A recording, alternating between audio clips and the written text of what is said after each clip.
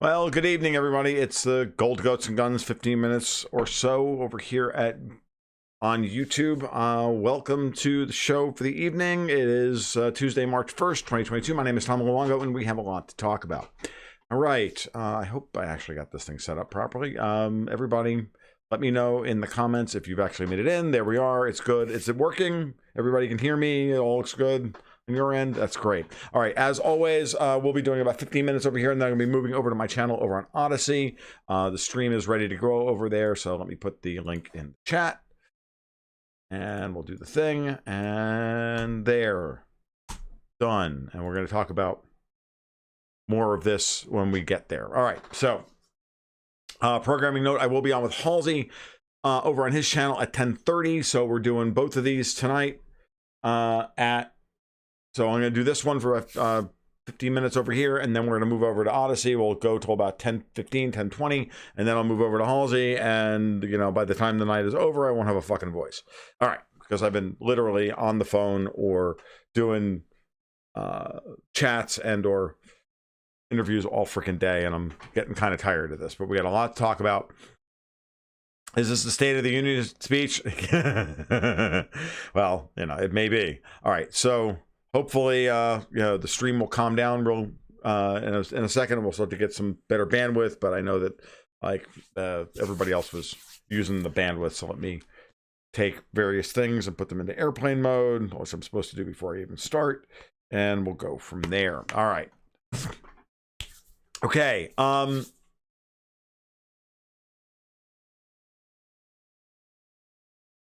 So what I want to talk about before we get too far into it, and I get too off topic tonight, I think everybody is having a hard time understanding what Putin is actually trying to achieve in Ukraine. And it's interesting. I've been chatting with people on and off all over the place. I've just spent an hour and 20 minutes actually chatting with my my co-producer over at Gold Goats and Guns, Dexter White, about these things. And I think Dexter and I have decided that we're going to try and do a series of podcasts kind of daily, starting maybe later in the week, just to stay up to speed on all this. So there may be even more. If you like what we're putting out, then there'll be even more of it. All right, fine. And he and I have very different perspectives on what's happening here, and he sees things differently than I do, which is good. And it always constantly challenges me to, you know, think about what it is that I'm actually trying to achieve here. But the way I'm looking at this,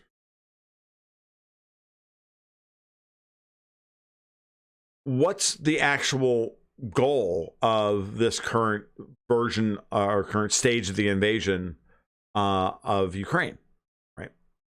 What's Putin actually trying to achieve? As opposed to just demonizing the guy, which is what they're doing all across the West, and the groundswell of the crudest and most childish propaganda that I've seen in quite a long time, and coming out of the West, in order to try and turn everybody into raving lunatics. Oh my God, Putin.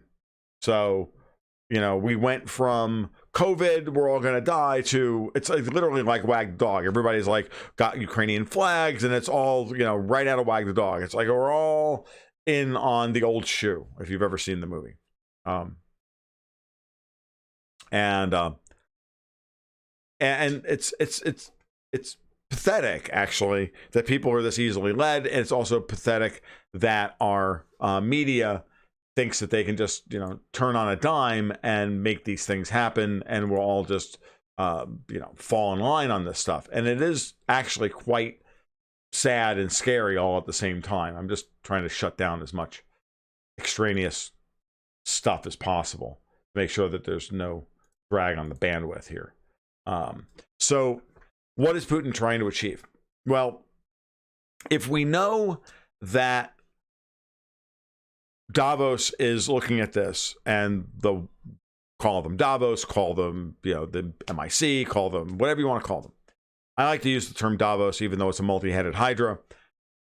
What are they trying to achieve? What's the problem with them? The problem is for them is that Ukraine is everything to them. That Ukraine is one of the most pivotal pieces of ground on the planet. And if they lose Ukraine, then they'll most likely lose their entire grand strategy, because at that point, Russia will be unassailable. Right? This is their moment. If they can make this work, then they can destroy Russia. And if they can destroy Russia, then they can destroy China. And if they can destroy China, then they can rule the world for the next 300 years, which is their goal. So it makes sense for them then, of course, to try and attempt to turn Ukraine into a meat grinder for Russia and to destroy Putin's ability to react to anything else that goes on. Okay, so if you parse it from that perspective, right, then it's very clear that this has become the whole kit and caboodle, right? So now you have to start game planning out. Well, what's everybody's strategy? What's everybody's tactics? What are the moves, the counter moves that are going to happen over Ukraine? So here's the thing. So what's Putin trying to accomplish? Well, it's clear that he hasn't sent most of his forces in. It's clear that so far we've seen mostly his greenest troops, or his second stringers, for lack of a better term, with their oldest equipment. We're getting the heaviest stress test of the least that the Russians can do, the Russian military can put on the table, and still execute a very, very sophisticated invasion plan, blitzkrieg of Ukraine. And for the most part, it's been wildly successful, regardless of what you may have heard. When you think about the size and scope of the operation to date and the forces that have been committed, it's been very, very impressive what they've achieved in 5 days. So now, what happens after this? Well, Mariupol to the south has been surrounded. Kherson is gone. Mykolaiv is most likely going to fall very soon. The cauldron in the east of west of the Donbass, but east of the line from Kharkiv down to Mariupol, that cauldron, that operational cauldron, is most likely going to close. What I've seen so far, and from various sources, is that the Ukrainian army can't even retreat if they wanted to out of the cauldron, because all of their fuel supply, resupply stations have been blown up behind them by Russian air cover. So they're already effectively trapped, and if they try to escape, they're going to be escaping slowly, and it's just going to be a meat grinder. So the cauldron is going to form the pincer move from the north, and is going to meet up with troops from the south, cut off the Ukrainian army's escape, and then that whole area, what is traditionally the Donbass, Lugansk and Donetsk, will be done. And most of the Ukrainian army will be gone. And at that point, the West has a big decision. And that big decision is, what do they do next? Because once that's done, with Kherson down, Mykolaiv done, that means that the ground that they've prepped for an uprising in Odessa, or basically a bloodless, the word I'm looking for, revolt in Odessa, means that the whole southern half of Ukraine, the ethnic Russian half of Ukraine, can then at that point declare independence from Ukraine. The Zelensky government is effectively now a government in exile, because now Kiev is under siege. from three sides, and the fourth side is to the west in order to allow the civilian population to leave Kiev and push into Poland or Romania or Hungary or wherever to flee the fighting. But there's not really any targeting of civilian troops. Is there of civilians? Is there some? Are there going to be some civilian casualties? It's war, of course there is. And you know, examples of one individual example of that, of civilians being harmed in the process, is not an indictment of the entire Russian strategy. I'm sorry, this is war. This is the way it is. War is messy, unfortunately, and it is, of course, regrettable that it's come to this. So if that's the case, what happens next? Well, then the decision then falls on the West. So today we should have had, and I didn't see any news about this as to whether or not Finland agreed to ask for accession into NATO. I know it was supposed to be discussed in the Finnish parliament today, but I do know that the EU has accepted Ukraine's desire and accession agreement to join the EU. Well, if Ukraine becomes a part of the EU and the Russians control 2/3 of the country, what does that mean? Well, it means that Ukraine is a country de jure, not de jure,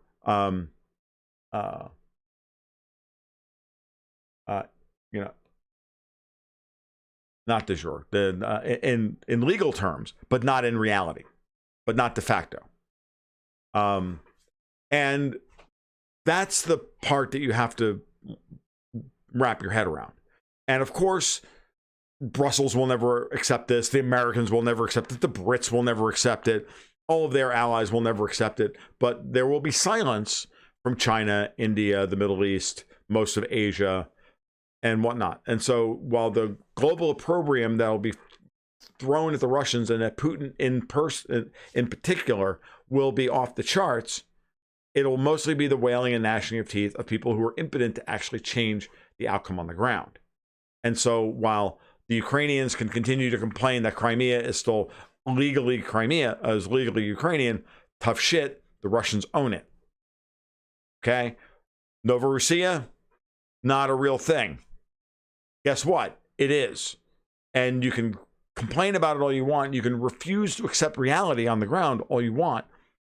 And what scares me is that, of course, the West is telling Zelensky to not surrender, to engage in what amounts to fraudulent peace talks in order to try and drag out the inevitable, in order to try and get a civilian population to kind of rise up and be slaughtered by Russian troops in order to then be able to create an avoidable humanitarian crisis that they can then use to propagandize further the West. The problem is that there's no appetite for the war east of Kiev or west of Kiev. There's just no appetite for this. And this is the problem. And while I don't begrudge Ukrainians fighting to, defend their homeland, because I would if I were them, reality is what it is. So now ask yourself the question. And this is the question, as I listened to, as Dexter and I were game planning all of this out, I let him throw his, theories out as to where this would go. And in his mind, unfortunately, it all goes towards nuclear war. And that has him scared to death, and rightly so. It's a non-zero probability at this point. But I asked him the question. I said, well, if Biden keeps saying there's not going to be any American troops, he's probably going to reiterate this tonight in the State of the Union address. I don't know. I can't possibly listen to the man. And by the time I'm done with this, he'll have run out of drugs and he won't be able to speak any further. So that will just about be over. If that's the case, what's the decision? If the Americans aren't going to fight, who's going to fight for Europe to defend their territory now that Ukraine is part of, is legally a part of the EU? That they just ram this, oh, well, they're part of the EU now. We just signed the agreement yesterday. We made it legal. So you got to get out now because now you're at war with the EU. Really? Are you going to fight to take your territory back? Because we're not invading any further. And this is what I think Putin is setting them, is the decision that Putin is putting in front of them. It's the lose-lose proposition. Because if they do so, then that means that they have to move into Ukraine. They got to bring Polish armor in from the north. They got to bring Greek armor in from the south through Romania and start moving into Western Ukraine, which, by the way, Putin doesn't want. Are they going to take Eastern Ukraine back? And it's like I said on the live stream on Sunday, it looks to me like they're trying to set up Ukraine as a quagmire for Putin, but Putin is setting Ukraine up to be a meat grinder for NATO. And I want to leave you with that idea. And I'm going to stop here, and I'm going to end the stream now, and I'm going to start prepping to go over to Odyssey. And for those of you who only follow me on YouTube, these are the questions I want you to ask. I want you to ask yourself, okay? At that point, then what happens? Because what country is actually going to lob nuclear weapons at the Russians? Is it going to be the Americans? Maybe not. If our political class is not willing to do that. They're not willing to commit American troops. Are they going to be willing to lob nuclear weapons? Then we know the neocons in the State Department would be happy to do that. But is there the will to actually do that when push comes to shove?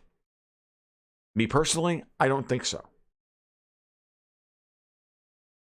Will the Europeans and the Ukrainians scream for it? Maybe. The European shitbags that work for Davos do. But do the European people want this? No, I thought the whole purpose of the European Union was to avoid a war on the European continent. Diplomacy failed. Putin went to war. And whether you like it or not, yeah, he invaded, but what are you going to do about it? What are you going to do about it? Because this is the facts on the ground. Now, how are you going to respond? And NATO is so used to setting the operational tempo. What happens when someone sets the operational tempo for them? We've seen so far that they don't have a coordinated or a reasonably game-planned response other than throw every financial weapon we have at them immediately to get them to stop. And when you've thrown every weapon that you can outside of throwing men and armor and planes at and nuclear and weapons and missiles at the situation, you're in a very strategically precarious position. I'll leave it here. You guys take care. We will be on Odyssey. Here is the